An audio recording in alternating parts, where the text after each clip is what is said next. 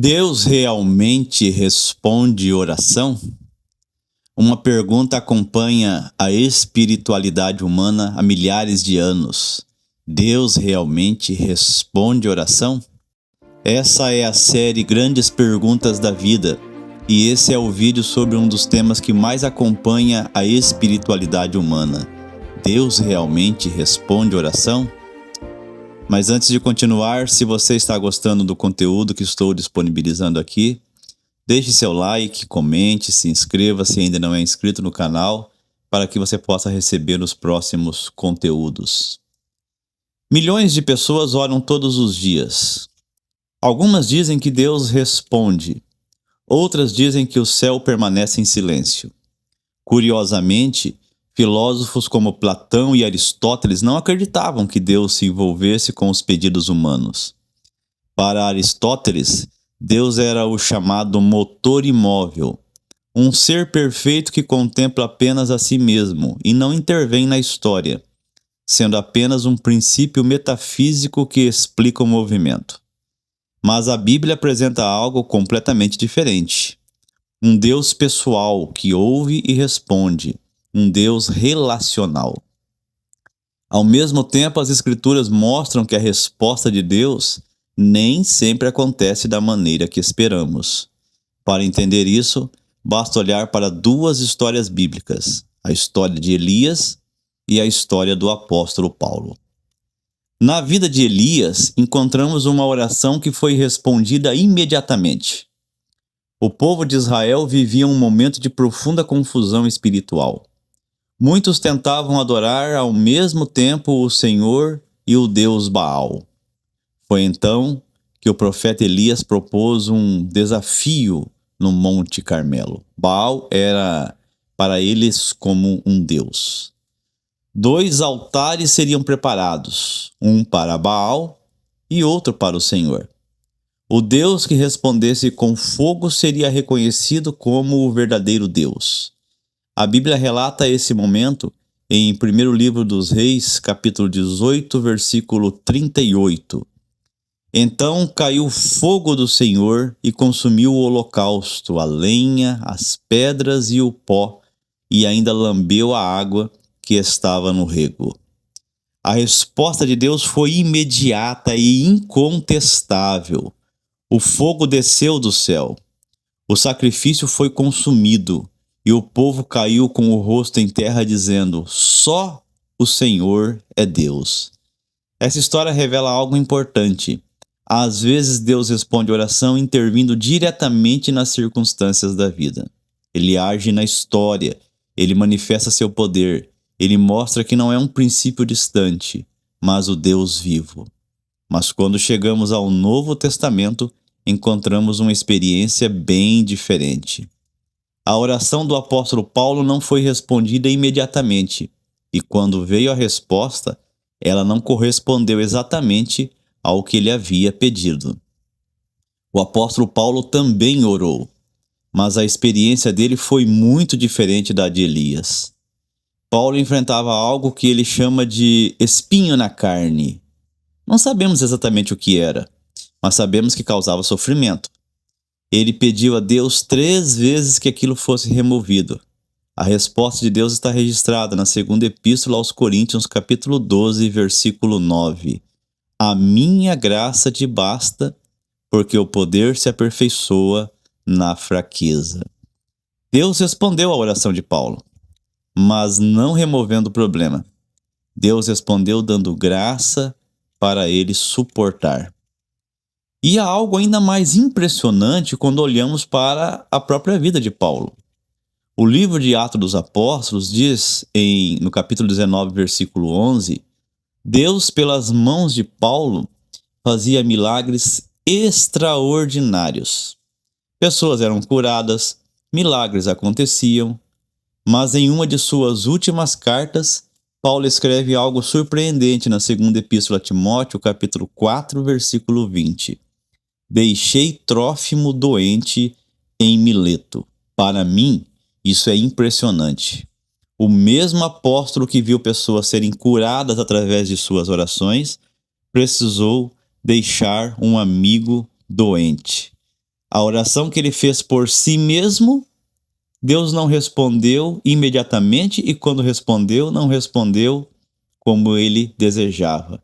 Ele certamente orou por esse amigo, não sei quanto tempo demorou a resposta, não sei se a resposta veio, eu só sei que ele deixou o amigo doente, ou seja, aquilo que provavelmente ele pediu não aconteceu ao seu amigo. Isso revela algo profundo sobre a oração. Os milagres não são controlados pelo ser humano, mas são uma petição submetida a uma vontade maior, à soberania de Deus. Às vezes Deus responde a oração mudando as circunstâncias. Outras vezes, ele responde dando força para atravessar as circunstâncias. Às vezes a resposta de Deus é um não. Esse não pode ser pedagógico ou protetivo, como um pai que não dará uma faca ao filho que a pede. Esse não divino encerra o assunto da falta de fé, presente na teologia da prosperidade, onde se afirma que Deus precisa responder a quem pede, e que se a resposta não vem, o problema seria falta de fé ou mesmo vida em pecado. O que tudo isso revela sobre Deus?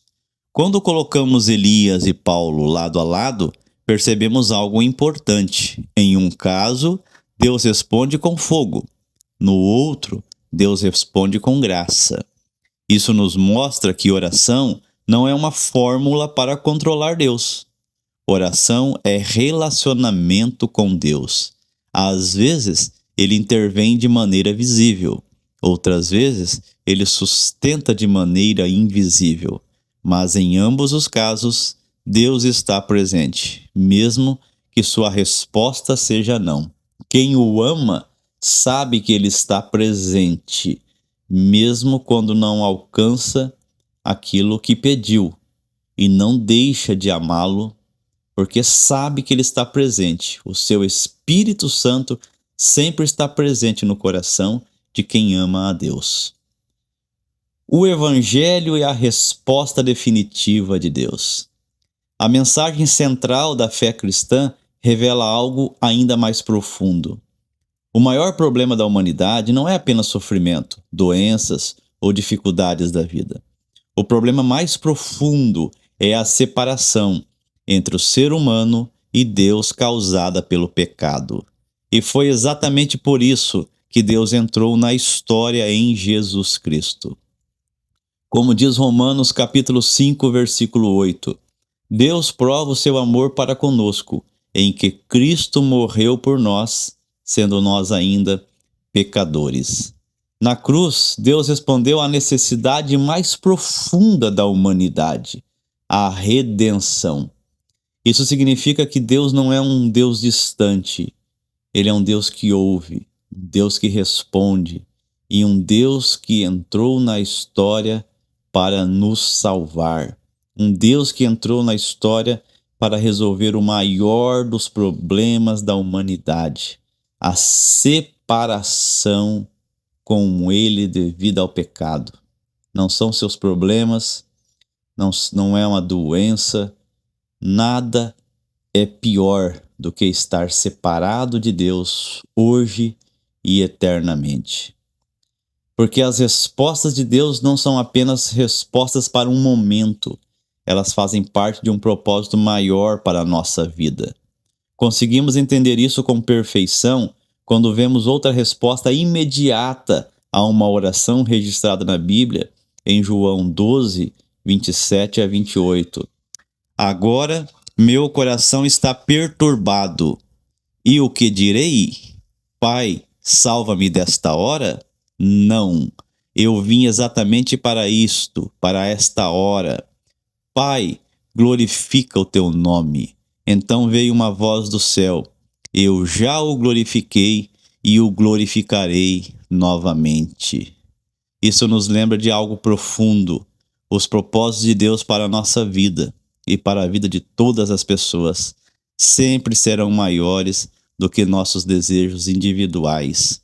Nosso próprio Senhor Jesus Cristo conversava com o Pai, dizendo que a alma dele, o coração dele estava perturbado, Mas o que ele queria naquele momento mesmo não era que o Pai o livrasse, era que o Pai glorificasse o nome dele. E a resposta àquela oração foi imediata. Sempre que a sua oração estiver alinhada ao propósito e à vontade de Deus, a resposta pode ser imediata e geralmente será. Por isso, talvez a pergunta final não seja apenas se Deus responde a oração. A pergunta mais profunda é: estamos dispostos a confiar na resposta de Deus? Este foi mais um momento aprendendo o Evangelho verdadeiro. Eu sou Mário Biolada. Aguardo você para a continuidade dessa série Grandes Perguntas da Vida.